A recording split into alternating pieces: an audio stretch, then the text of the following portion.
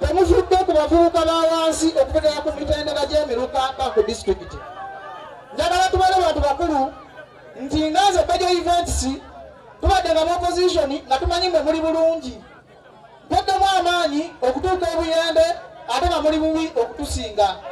Era ngaze Budget njagala ekigambo kino tugenda kulwana wamu nammwe okulaba nga tufuna bye tulwanirira. Ate mwejjeemu okulowooza nti Pulezidenti Museveni yalina okusolvinganga ensonga zammwe. Lino eggwanga si lya Museveni, lino eggwanga liryo. Lino eggwanga lyo gwe omulema, lino eggwanga lyo gwe omukadde. Mwejjeemu embeera y'okusabirizanga. NRM mwine enkola ewa abantu transport ebawa ssente ne mukomaako kubalimbalimba. Omukolo gwa teguleka kugenda kumugasa okusinga kumukolera ku nsonga ye mulumi. Namwe bannayuganda mulekerawo okusabiriza. Omuntu bwajja n'akugulanga akalulu mutunda obululu ategera bulungi. Omuntu bwajjanga n'akuwa omutwalo gwe n'akuwa 5,000 kitegeeza akalulu abaguze kagule ategera bulungi. Njagala microphone njagala mwagala nga temuyina mpisa muwulira bulungi. Mujja kujjanga wano muleetenge, mujja kujjanga wano muyombe musigale mweyembera. Amagezi gembawa twakolemu gurupu wano ffenna twewandika amanya gaffe tutandika otawula okulumba okulwanira bye twagala. Temugenda kufuna bye mwagala nga muli mu kuyomba, muli mu kuleekaana, muli mu kwotyoboola kubanga mwagala nnyo ebintu ebibakyamuukiriza. Budget Events gyangenda kukola nga bajja mu busobozi bwange. Ngenda kulonda gavumenti mwekolemu wano sako mbafunireyo ssente zonna zensobola. Kati tutandikiraawo mpola mpola okulinnya olutalo olw'okwejja mu bwavu.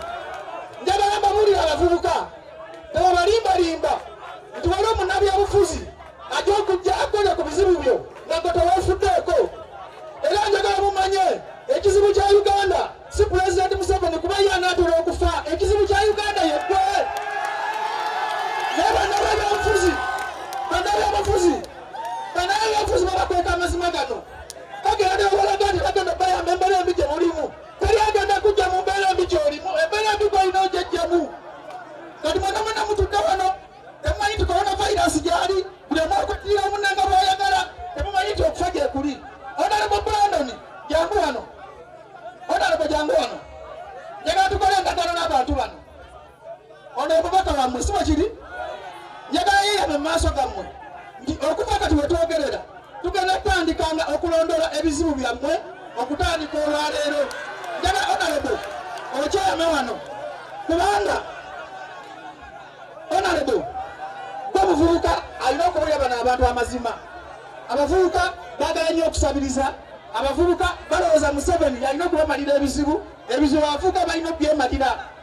Kubadde nga bakulembeze b'NRM tebabafuddeeko mwe mulina osooka okwefaako. Kakati za magezi gembawa tulijestalinga ekintu kyaffe wano nga bwe tuli. Mumpulira bulungi nze ne Brandon tugenda kulumba buli woofiisi.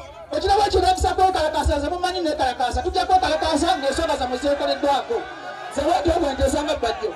Era ava waggulu nga ngamba gavumenti ya Pulezidenti Museveni nti bantu balina ekizibu ky'ebikajjo tebalina nsiisi z'ebikajjo.